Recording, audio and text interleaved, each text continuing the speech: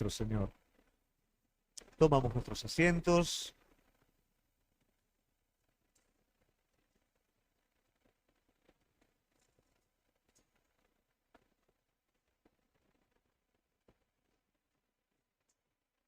Muy bien.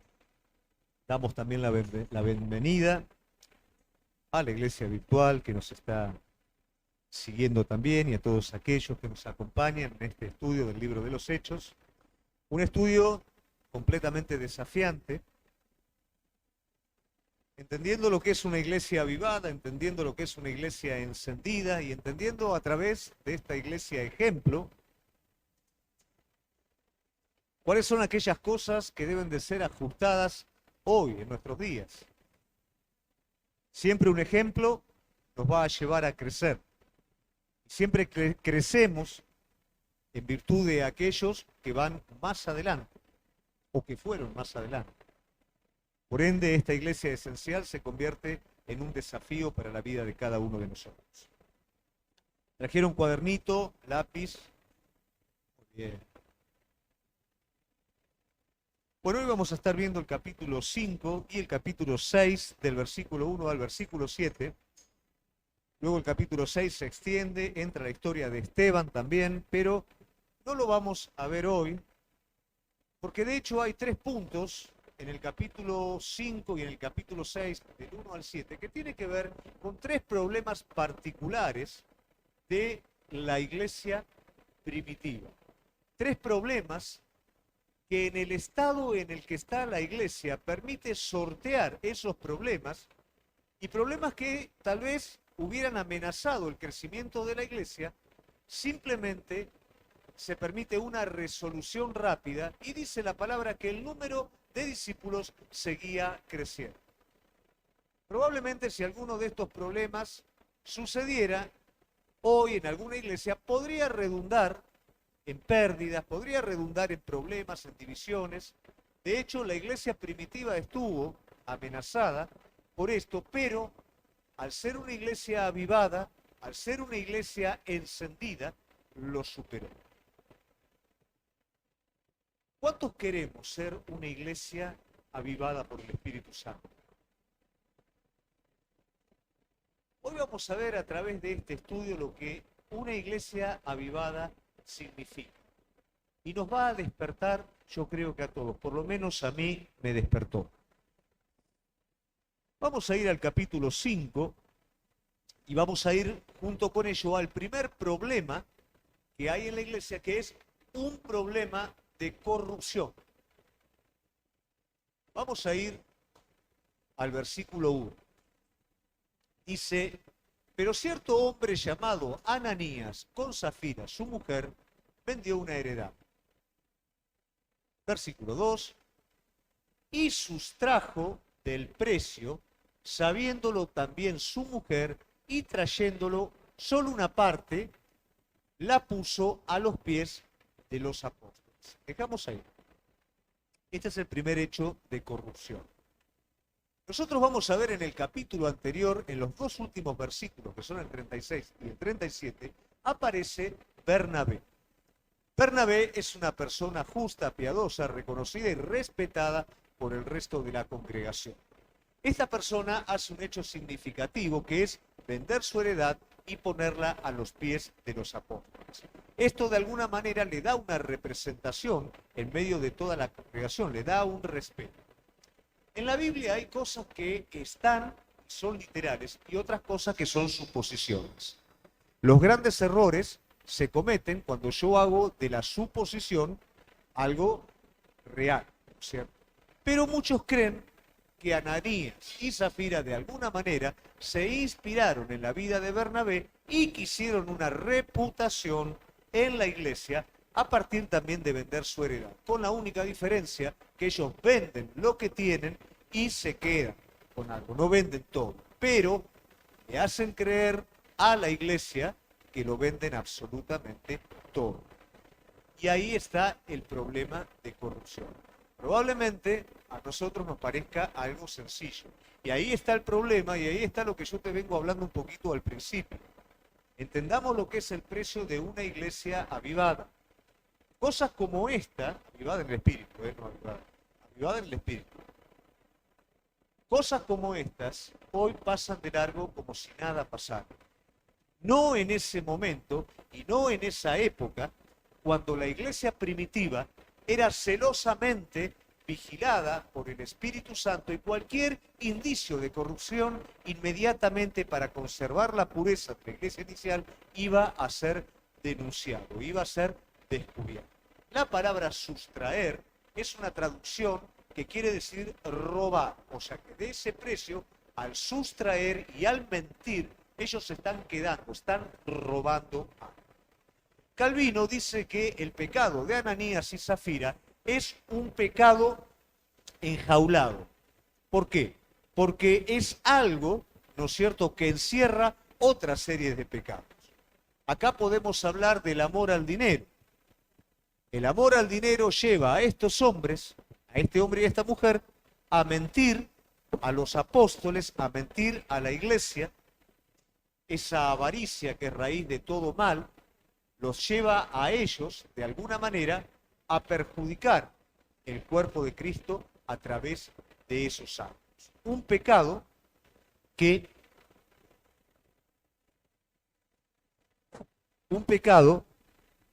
encierra otros pecados. Trayendo solo una parte, ¿no?, la puso a los pies de los discípulos y dijo Pedro: Ananías, ¿por qué llenó Satanás tu corazón para que mintieses al Espíritu Santo y sustrajeses del precio de la heredad? Esto es un don del Espíritu Santo. En los apóstoles funcionaban todos los ministerios y todos los dones del Espíritu Santo. En los apóstoles fundacionales, que son los 12.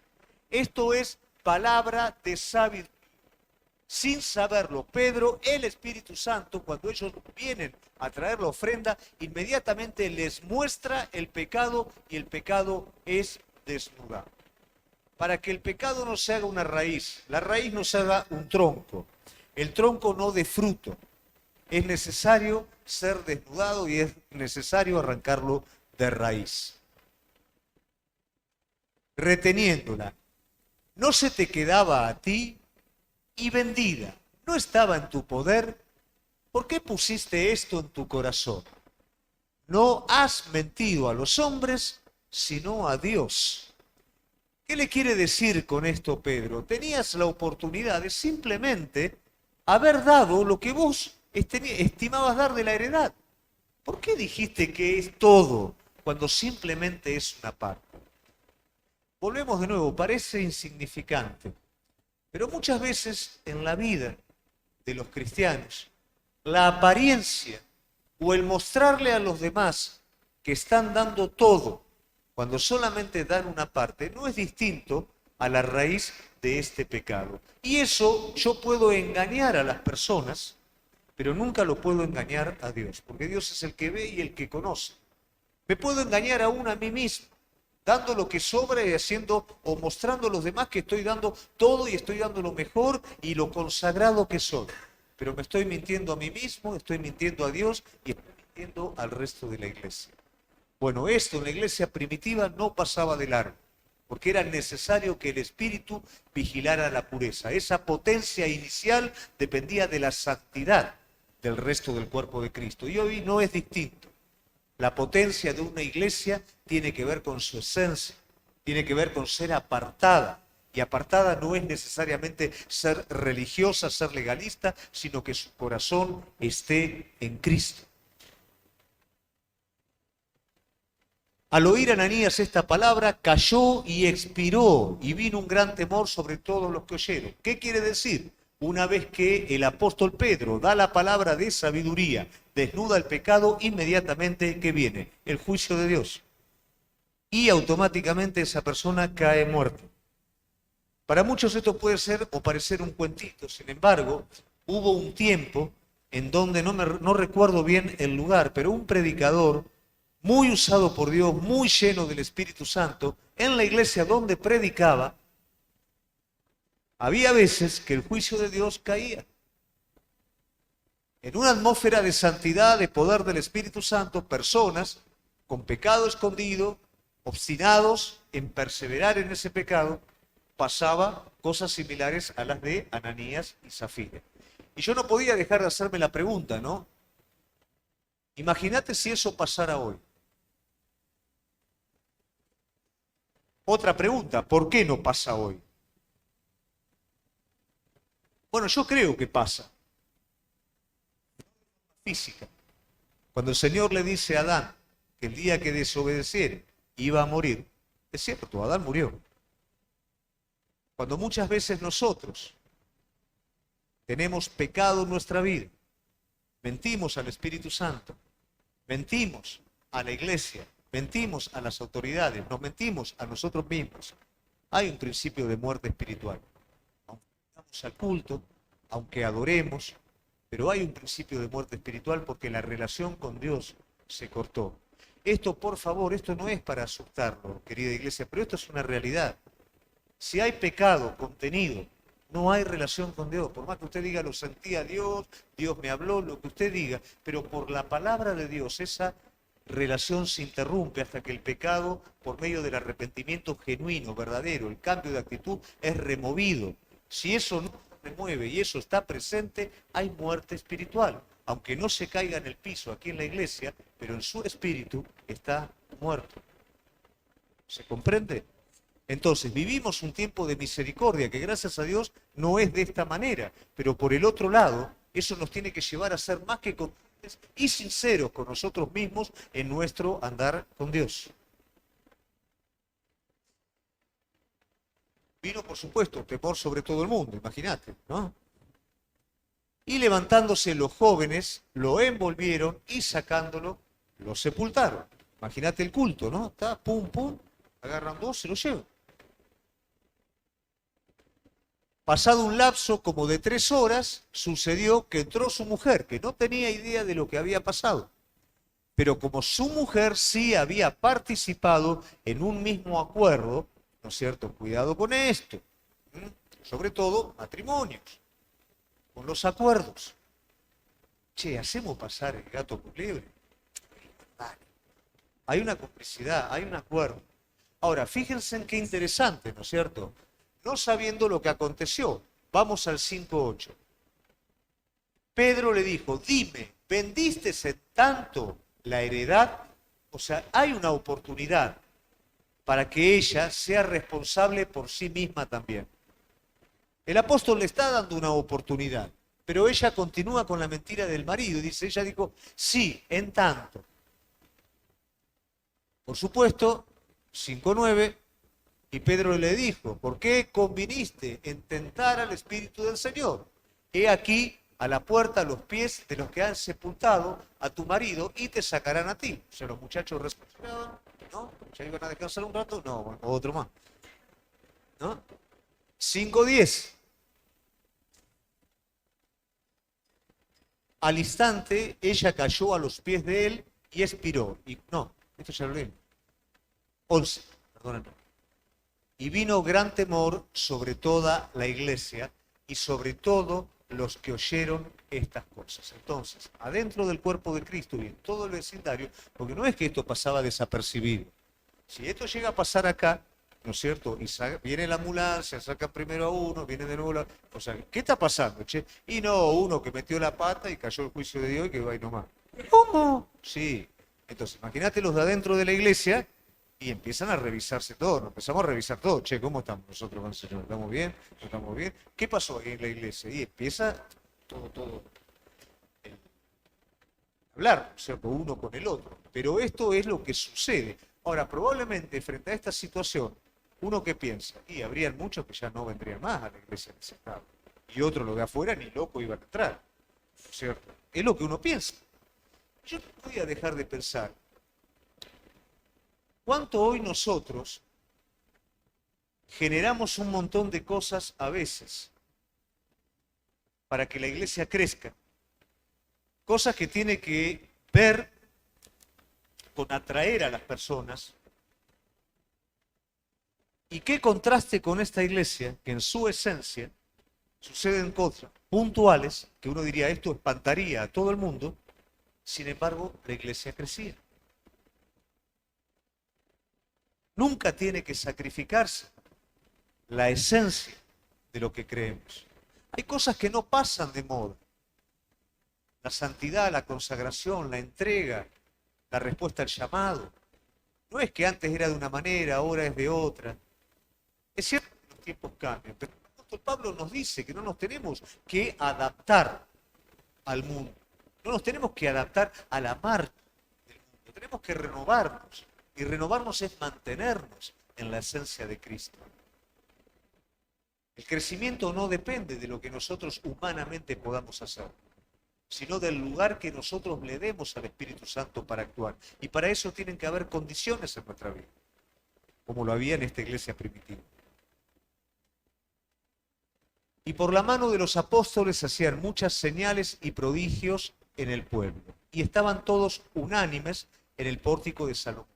Pese a todo esto, las señales del Espíritu Santo a través de los apóstoles seguían expresándose, el pueblo de Dios seguía unido. Esto, en vez de dispersar, ¿qué hizo? Unió a la iglesia. ¿Por qué razón? Porque purgó el espíritu de la iglesia. Y lógicamente, cuando nosotros espiritualmente estamos bien, ¿sabes qué pasa? Te unís.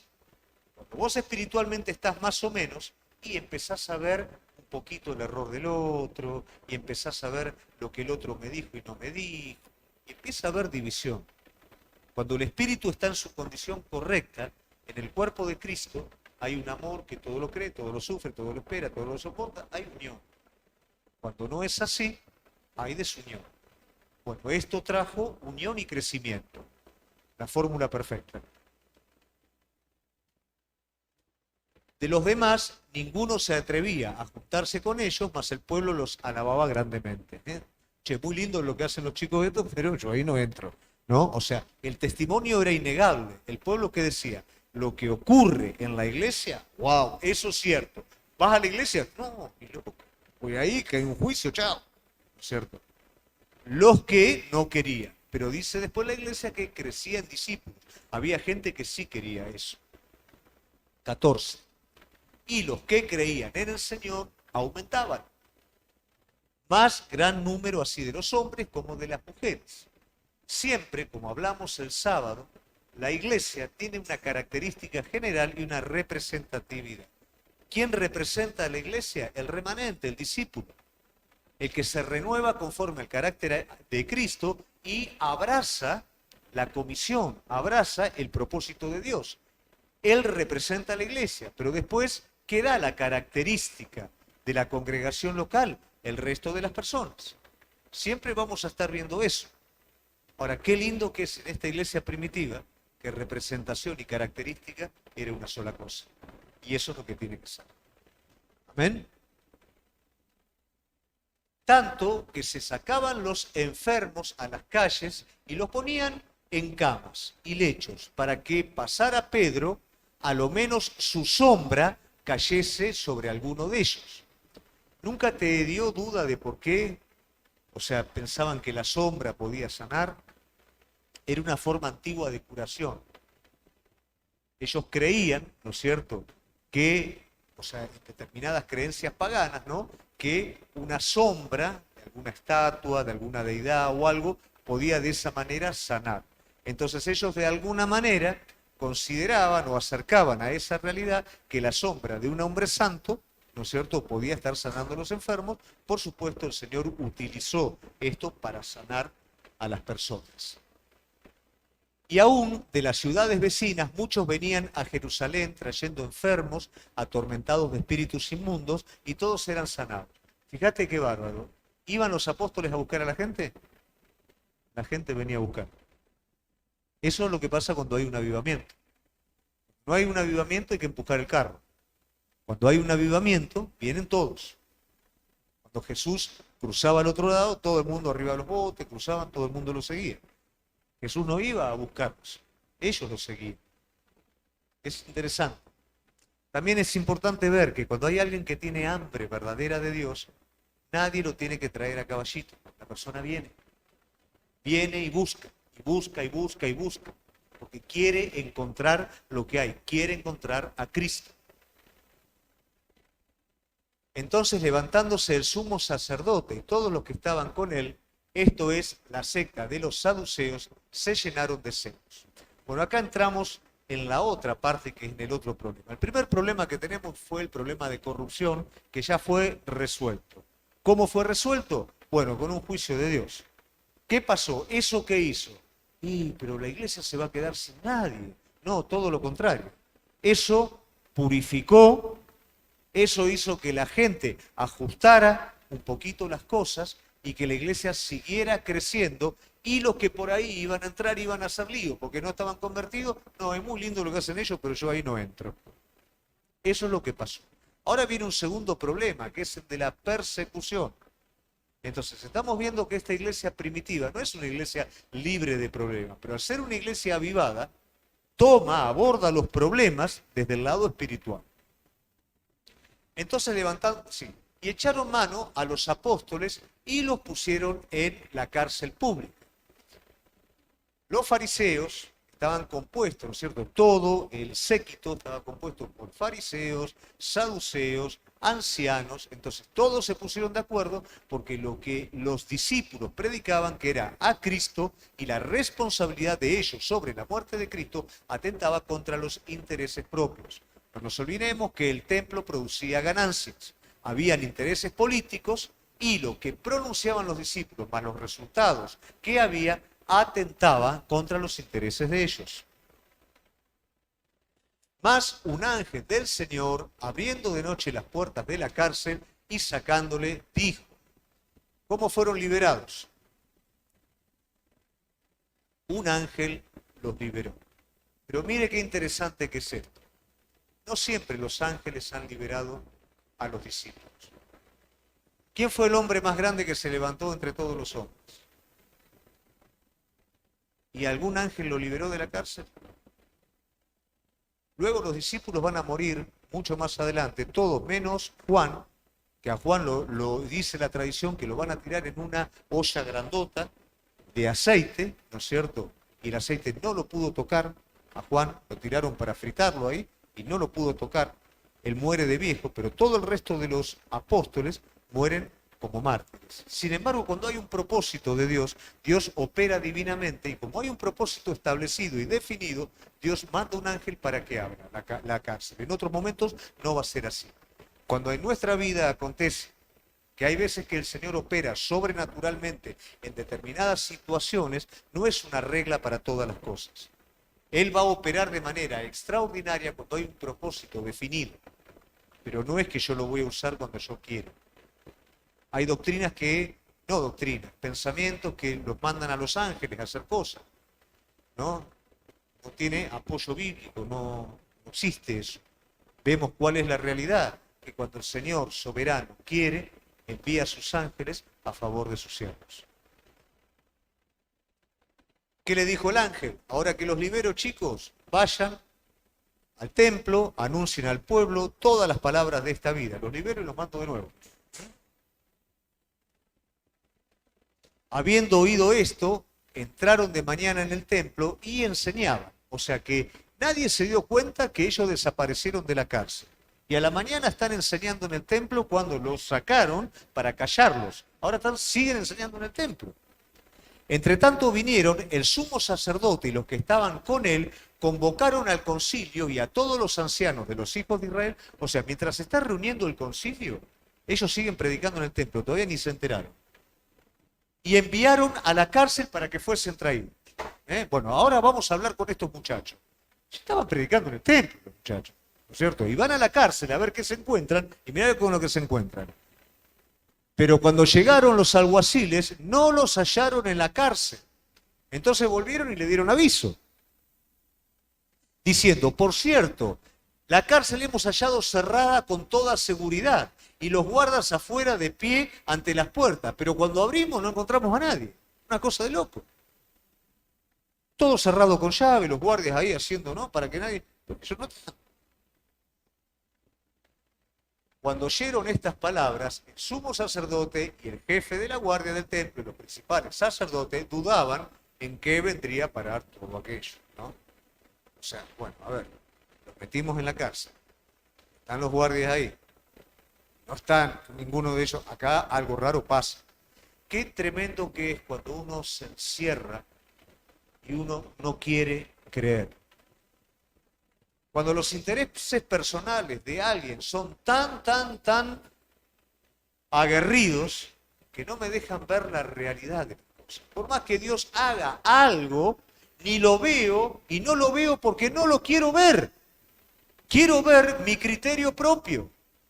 Quiero ver mi interés propio. Ellos lo único que querían ver, que los discípulos salieran del medio para que los intereses políticos y económicos de ellos no fueran tocados.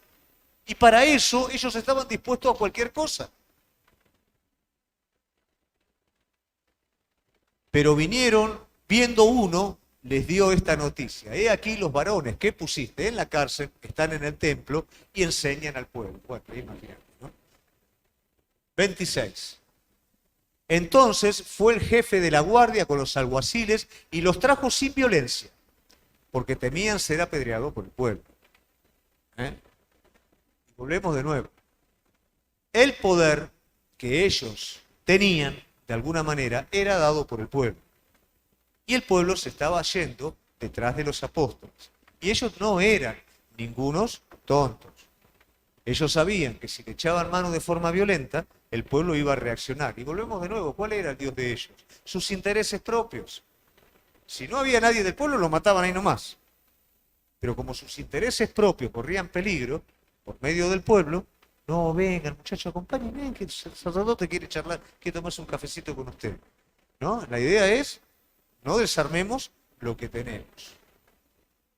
Cuando los trajeron, los presentaron en el concilio y el sumo sacerdote les preguntó, diciendo, ¿nos mandamos estrictamente que no enseñaseis en ese nombre? Y ahora habéis llenado a Jerusalén de vuestra doctrina y queréis echar sobre nosotros la sangre de este hombre. Ese es el miedo que ellos tenían. Ellos tienen poder político, entonces van a aplicar la fuerza. Ya los intimidamos en algún momento para que dejasen de hacer lo que están haciendo. Pero ellos, ¿qué dijeron? ¿Qué vamos a hacer caso? ¿Lo que dice el hombre o lo que dice Dios? ¿Vamos a estar sujetándonos a la intimidación de ustedes que nos amenazan a nosotros de muerte? ¿O vamos a hacer lo que Dios nos mandó hacer? Entonces ellos, aunque en estos momentos tienen el poder legal y político, pero a su vez también tienen miedo. ¿Qué quieren hacer? Los quieren hacer callar. Respondiendo Pedro y los apóstoles dijeron, es necesario obedecer a Dios antes que a los hombres. Ahora Pedro va a hacer una aclaración, porque todo el séquito del Sanedrín se está cubriendo, diciendo, ustedes nos acusan a nosotros de haber matado a ese hombre. Entonces ahora Pedro nuevamente va a hacer una exposición. El Dios de nuestros padres levantó a Jesús, a quien vosotros mataste. Fíjate que no usa ninguna sutileza. Les está diciendo, ustedes nos acusan a nosotros. Pedro no dice, no lo tome tan así, no es que uno lo acuse, no, dice, ustedes lo mataron.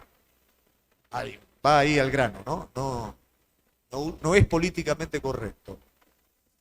A este Dios ha exaltado con su diestra por príncipe y salvador, para dar a Israel arrepentimiento y perdón de pecados. Y nosotros somos testigos suyos de estas cosas y también el Espíritu Santo, el cual ha dado Dios a los que le obedecen. Ellos, oyendo esto, se enfurecían y querían matarnos. O sea, Pedro, ¿qué está diciendo? Lo que nosotros vimos, de lo que participamos, lo que dicen las Escrituras, no nos podemos callar de esto porque ustedes nos estén amenazando a nosotros de muerte. Esto es la verdad, esto es lo que ustedes hicieron y esto no es para que a ustedes les vaya mal. Esto es una oportunidad de arrepentimiento para sus vidas. Pero ellos se enfurecían. ¿Por qué? No querían arrepentirse. No querían aceptar la realidad de que el Mesías vino a este mundo y ellos fueron cómplices del asesinato. Entonces, levantándose en el concilio un fariseo llamado Gamaliel, doctor de la ley, venerado de todo el pueblo, mandó que sacasen fuera por un momento a los apóstoles, ¿no? Ya estaban.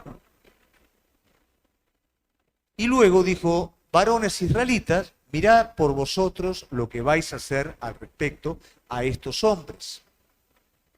Porque antes de estos días se levantó Teudas diciendo que era alguien. A este se unió un número como de 400 hombres, pero él fue muerto y todos los que le obedecían fueron dispersados y reducidos a nada. Después de este se levantó Judas, el Galileo, en los días del censo y llevó en pos de sí a muchos del pueblo. Pareció también él y todos los que le obedecían fueron dispersados.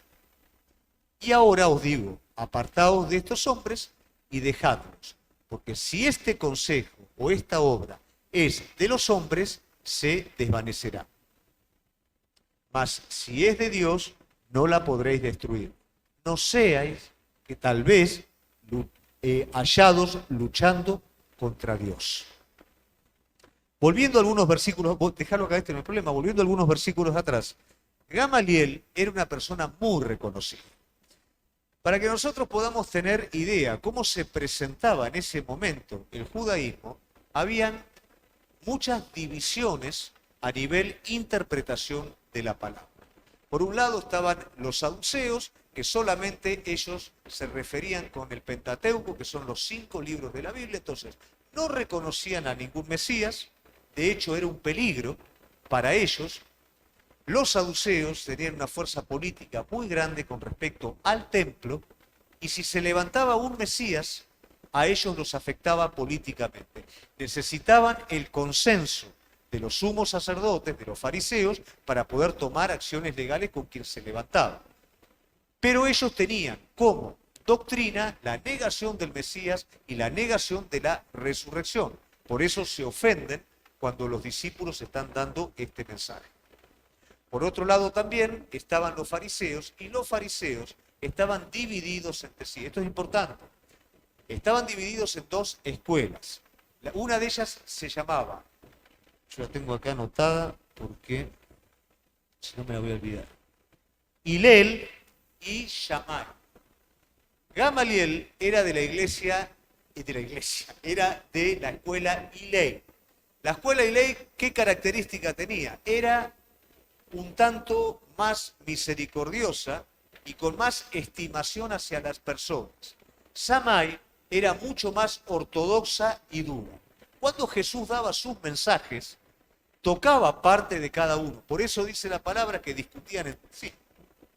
Cuando tocaba alguna parte de la doctrina y ley, ¿no es cierto?, los Shammai saltaban. Cuando era al revés, pasaba lo mismo. Entonces, después de que Jesús daba sus enseñanzas, por ejemplo, el adulterio, ¿no es cierto?, la separación es por adulterio. Eso es rígido, es innegociable, solamente por causa de adulterio. Eso es Shammai. Y ley, ¿qué era? La misericordia, ¿no es cierto? Y ley era, vamos a darle lugar al arrepentimiento primero de la persona. Hay un rango de misericordia. Entonces el pensamiento de Gamaliel, que era nieto del fundador, ¿no?, que era Hillel, él está diciendo en este momento algo que es troncal en la doctrina de su escuela. Dejemos que lo espiritual crezca, se desarrolle. Si no crece, no es tal. Dejémoslo que crezca. No sea que vayan a estar peleando contra el Señor. Saulo es discípulo también de Gamaliel y el Señor lo confronta con estar peleando contra él, dando cosas contra el aguijón. ¿No es cierto? Entonces, vemos que aquí este hombre, de alguna manera, está reconociendo. Cuidado, porque no es que Jesús fue el único que apareció, era el Mesías verdadero. Pero antes que él, aparecieron muchos falsos mesías que desestabilizaban de alguna manera la parte política y la parte religiosa. Muchos de ellos fueron condenados, fueron muertos. O sea que apareciera otro Mesías no era algo extraño. Sí era extraño con la autoridad que hablaba Jesús y las señales que hacía Jesús. Y es extraño para ellos ahora que una vez que el Mesías supuestamente murió, las señales, la doctrina y el crecimiento se está potenciando. Entonces, esto resume un poquito toda esa parte. El sumo sacerdote lo llama a la reflexión. Déjenlo. Si crece, es de Dios. Es un parte troncal de la escuela de ellos, de Hillel. Si crece, es de Dios. Si no, y convinieron con él, y llamando a los apóstoles, después de azotarlos, ahí está Shammai, ¿no? Hillel los larga, ¿no? Shammai dice, bueno, lo largamos, pero le pegamos un poquito, ¿no? Son los más ¿no? Le intimaron que no hablasen en el nombre de Jesús y los pusieron en libertad. Por supuesto que los discípulos no iban a tener problemas. Y ellos salieron de la presencia del concilio gozosos de haber sido tenidos por dignos de padecer afrenta por causa del nombre. Y este es otro punto frente a la dificultad de la iglesia. ¿Cuál es la dificultad? La persecución. Cuando se los azotaba, la cantidad de azotes que se les daba a ellos prácticamente los desollaba vivos. Pocos se recuperaban de la forma correcta porque sus espaldas quedaban a carne viva. La negociación entre Hillel y Shammai era, bueno, no le vamos a pegar tanto, pero le vamos a pegar un poquito, ¿no? Entonces, los lastimaron un poco. Pero cuando se los flagelaba de esa manera, prácticamente quedaban muchos de ellos morir, ¿no? Pero frente a todo esto, ellos se tienen por dignos de haber sufrido por Cristo. Mirá qué principios. Entonces vemos principios, ¿no es cierto? Vemos un principio de santidad que salva a la iglesia de corrupción. Vemos un principio de valor, de gratitud, de arrojo, que salva a la iglesia de la intimidación. Y ahora vamos a entrar en el tercer problema. Bueno, todavía no, y si todos los días en el templo y por las casas no cesaban de enseñar y predicar a Jesús, seguían, ni prestaron atención de lo que le decían. En aquellos días, como creciera el número de discípulos, hubo murmuración. Ahí empieza el tercer problema. Y acá tenemos que ver, iglesia, porque seguramente nos vamos a encontrar con esto, ¿no? Y esto es muy importante que lo veamos y nos revisemos. Estamos hablando de una iglesia avivada por el Espíritu Santo. Estamos hablando de un problema de corrupción que puede llegar a ser cualquiera de nosotros, no necesariamente el mismo, pero sí en el principio de aparentar algo que no es y mentir a los demás y mentirnos a nosotros mismos. Acá aparece otro problema que es el principio de una división. Y vamos a ver cuál es la situación por la cual la iglesia primitiva corre el peligro de una división. En aquellos días, como creciera el número de los discípulos, esa es la causa, la iglesia crecía. Hubo murmuración de los griegos contra los hebreos.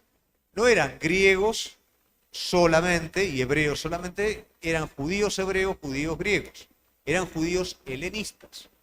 La diferencia que había entre el judío hebreo y el helenista era que uno era ortodoxo, uno era, por así decirlo, considerado por los griegos religioso, y los ortodoxos consideraban a los helenistas como liberales, ¿no es cierto?, como más carnales.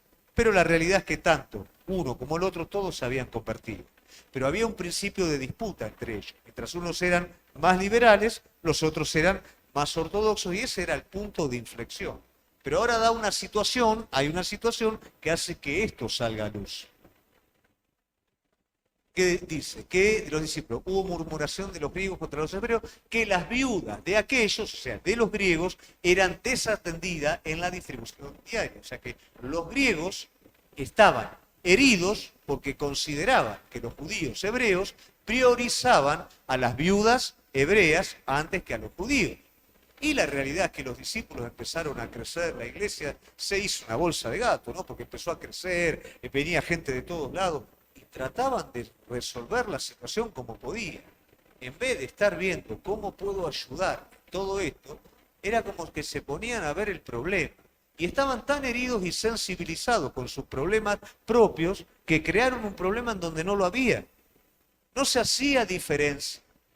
Se daba de esa manera porque no se sabía cómo resolver. La iglesia no estaba organizada completamente todavía. Había algo de organización para distribuir los bienes entre los necesitados, pero más no se podía hacer. Entonces esto trae un problema consigo.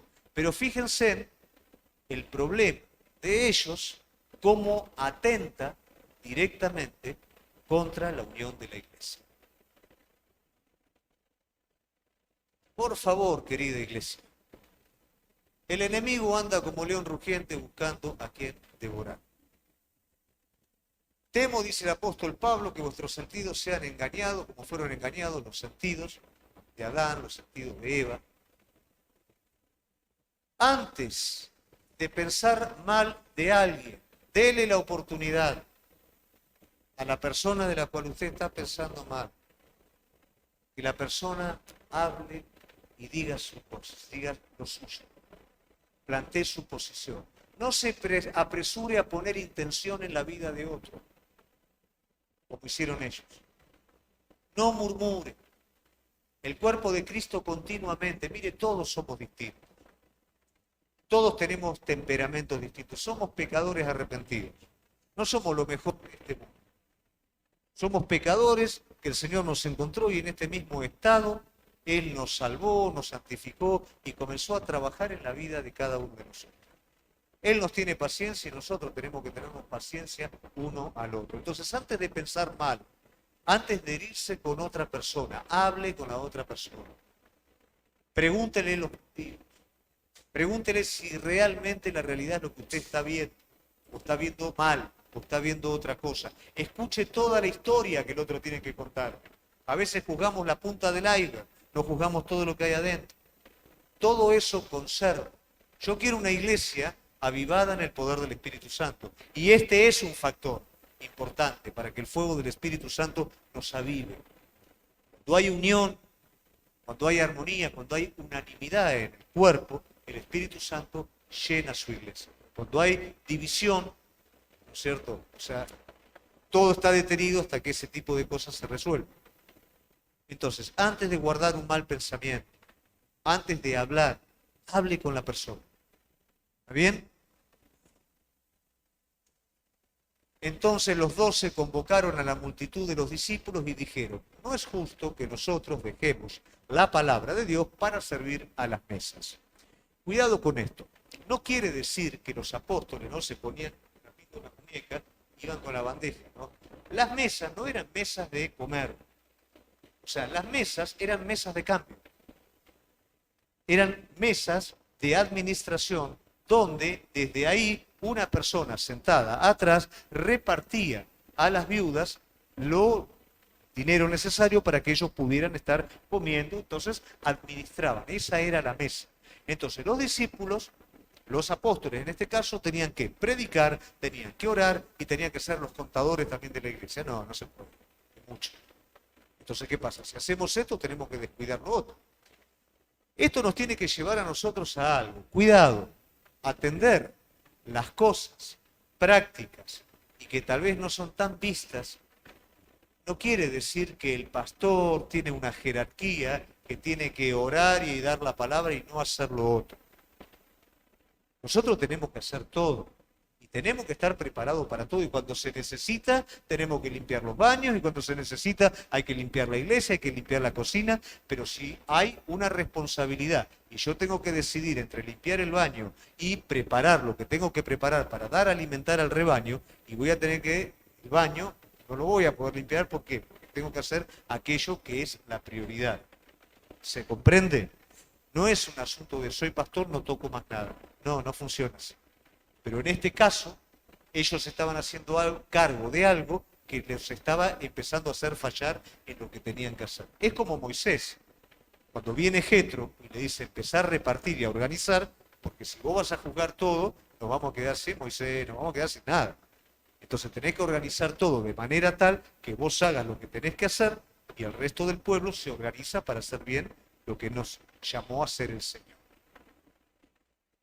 Buscad pues, hermanos, de entre vosotros, a 7 varones de buen testimonio, llenos del Espíritu Santo y de sabiduría, a quienes encarguemos este trabajo. Vos fíjate los requisitos, pero vos fíjate la sabiduría de los discípulos.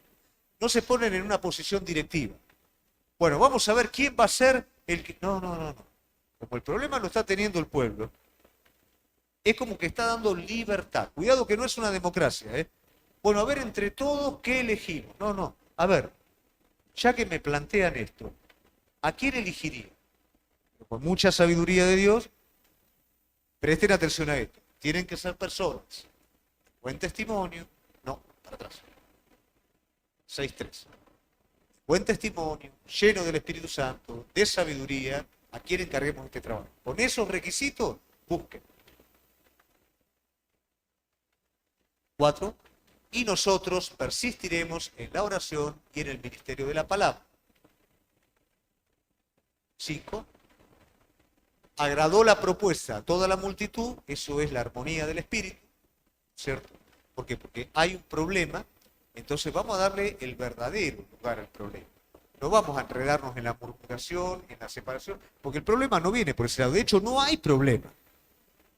Como no hay problema, el problema real acá no es la murmuración, es que nosotros no podemos hacer lo que tenemos que hacer porque nos estamos ocupando de lo que no nos podemos ocupar. Entonces, busquemos entre el cuerpo varones con estas condiciones para que podamos hacer mejor las cosas. ¿Qué pasa con el pueblo? Le agrada esto. ¿Por qué? Porque está el Espíritu Santo de por medio. Los 7 serían, a ver, vamos para atrás, 6.5. Los 7, el Espíritu Santo, llenos de fe del Espíritu Santo. A Felipe, Prócoro, Nicanor, Timón, Pármenas, Nicolás, prosélito de Antioquía, todos griegos. Fíjate que cómo se produce de alguna manera la revancha. Bueno, ¿cuál era el problema? Los griegos pensaban que las viudas de ellos eran descuidadas. Ahora fíjate, todos los que eligen, tanto los hebreos como los helénicos, son todos griegos. ¿Dónde está el problema? No hay problema. No hay problema. No es que ahora le damos el beneficio a todos los griegos. No, no hay problema. Dimos requisitos. La gente buscó respecto a este requisito. A nosotros nos parece bien. No hay problema. Ya fue.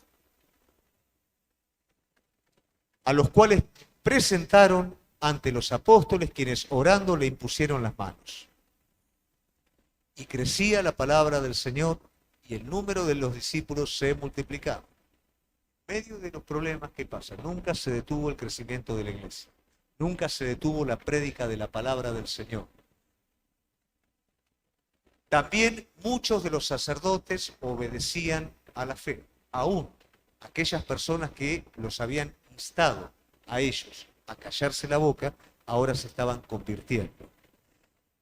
No podía dejar de ver cómo los problemas de la iglesia se convirtieron de alguna manera en un aprendizaje para la iglesia y en vez de estancar y detener a la iglesia, llevó a la iglesia a resolverlo y a seguir avanzando. Pero fueron cosas muy puntuales, el principio de corrupción en la iglesia. Si queremos un avivamiento, tenemos que ser sinceros. Y sincero me refiero, tenemos que llamar las cosas por su nombre, aquellas cosas escondidas que están presentes en la vida de cada uno de nosotros. Porque yo puedo ver en la vida del otro que el otro presenta algo y a mí me puede parecer un todo y él me lo puede presentar como su todo, pero la realidad es que es una cuarta parte de lo que hay en él. Ese tipo de hipocresía me mata espiritualmente y al matarme espiritualmente detiene todo eso que el Señor quiere derramar. Primeramente, un avivamiento es derramado sobre la vida de cada uno de nosotros. Si hay personas que espiritualmente, por pecado retenido, están muertos, hay algo también que está deteniéndose para ser derramado en el cuerpo. Entonces, cuando nos preguntamos por qué esta plenitud no está en nuestra vida, no es necesario, como en esa época, que lo que está adentro sea descubierto por medio de un juicio. La realidad espiritual, ojo, es la misma, ¿eh? Para Dios el pecado es exactamente lo mismo que fue en la iglesia primitiva a lo que es ahora. La realidad espiritual es exactamente la misma. Que hoy haya una gracia distinta, una misericordia diferente en cuanto a cómo se mueve, no quiere decir que las consecuencias no sean las mismas. Entonces esto nos tiene que despertar a nosotros a responsabilidad. Tenemos que estar preparados para la persecución. Y a veces la persecución no es necesariamente como la de los apóstoles, ¿no? Que salían a buscarlo, que los encarcelaban. Persecución tiene que ver con oposición. Y tenemos que estar preparados. A veces funcionamos cuando nadie se nos opone. Pero a veces cuando alguien se nos opone, inmediatamente se nos tambalea la estantería. Y eso tiene que ver con nuestros fundamentos. Tienen que estar lo suficientemente sólidos como para poder enfrentar con mansedumbre con fundamento, todos los que se oponen hacia la verdad. Por supuesto que vamos a sufrir persecución. Aquel que quiere vivir justa y piadosamente va a recibir persecución ¿de quién? De aquel que no le interesa vivir de esa manera. Va a juzgar tu forma de vida. Pero qué importante que es tener un espíritu sólido para que eso no afecte mi corazón. Y finalmente, algo que es más común que lo primero, que la corrupción, que es la murmuración. Y la murmuración es un principio de división en todos los aspectos. Yo murmuro cuando yo pongo intenciones en las demás personas, cuando se me cruzan las personas, ¿no es cierto?, en la cabeza, y ya a este sí, pero a este, ¿no? Habla con esa persona, sanalo. No podés vivir así, podés estar enojado con una parte de tu cuerpo, mal con una parte de tu cuerpo. Sanala. Una división debilita el cuerpo de Cristo, una división es una brecha que se le abre al enemigo para que pretenda estropear la obra de Dios.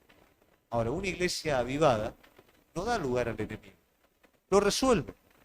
¿De qué manera? A ver, ¿dónde está el problema? Acá no hay ningún problema. Nadie tiene preferencia, ni con hebreos, ni con las viudas hebreas, ni con las viudas judías. No hay problema. Elijan hombre con estos requisitos. Todos griegos. Bueno, ve que no hay problema. Aceptamos. Eligieron ustedes, todos griegos. Le ponemos la mano, oramos, pim, pum, pam, listo. ¿Y qué pasaba? La iglesia creció. No le tengamos miedo a la esencia. No creamos que la esencia va a espantar a la gente. Por ahí va a espantar al que no quiere, pero el que busca verdaderamente va a ser atraído por eso. Que realmente nosotros hoy podamos tener el desafío personal de buscar una iglesia avivada. Que nos podamos revisar a la luz de este modelo y que realmente podamos abrazar este desafío, porque estoy plenamente convencido de que es un tiempo de sanidad, es un tiempo en el que el Espíritu Santo está tratando en la vida de cada uno de nosotros, está arrancando raíces, raíces que siempre están dando un mismo fruto, para que definitivamente Él pueda derramar todo lo que tiene preparado sobre nuestra vida y nada se pierda. Amén. Nos ponemos de pie.